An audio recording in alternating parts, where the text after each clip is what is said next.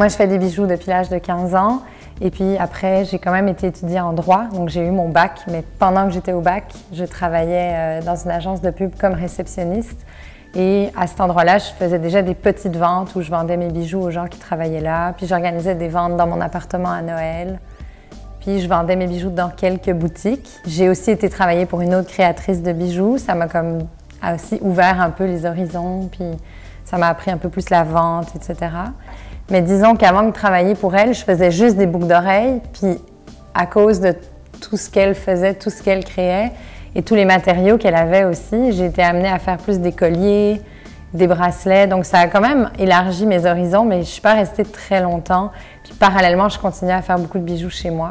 J'avais une amie à moi, qui est une très grande amie d'enfance, qui était un peu tannée de m'entendre dire tout le temps « Ah, j'aimerais ça vivre de mes bijoux, j'aimerais ça vivre de mes bijoux » parce que même si j'en vendais, même si je travaillais fort, je ne vivais pas de ça.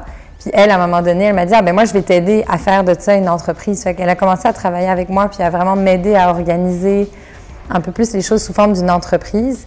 Fait qu'on est allé l'enregistrer, on est allé faire toutes sortes de démarches, on a commencé à contacter des clients, mais il y a eu un moment où c'était comme le temps que j'y consacre plus de temps. Puis là, il y a eu, je me rappelle, ce saut où j'ai démissionné de... J'avais une job à temps partiel dans une agence de pub, puis j'ai démissionné, puis je me suis dit « OK, je fais juste des bijoux ». Des fois, je vais comme mettre 8 heures dans la création d'un collier, puis là, il est rendu genre 10 heures du soir, puis je suis super fatiguée, puis j'ai pas soupé, puis je suis comme « OK, je vais rentrer chez nous ». Mais ça n'a rien donné, genre c'est laid, là. Je l'haïs, là. Je vais le défaire au complet. Puis ça, c'est dur parce que tu as le sentiment de perdre ton temps, puis en même temps, ça fait partie du processus que des fois, tu travailles dans le beurre. Puis c'est dur pour un entrepreneur parce que tu manques de temps, tu manques d'effectifs, puis tu as plein de pression. Fait qu'il faut que tout soit efficace. Mais la création, des fois, c'est pas efficace. Je te dirais que moi, je suis d'abord une créatrice, puis que le côté entrepreneurial, je l'ai acquis par défaut, puis j'ai appris à le développer. Mais c'est certain que je pensais que vivre de ça, ça ferait que je serais tout le temps en train de créer des bijoux, puis c'est pas ça qui est arrivé.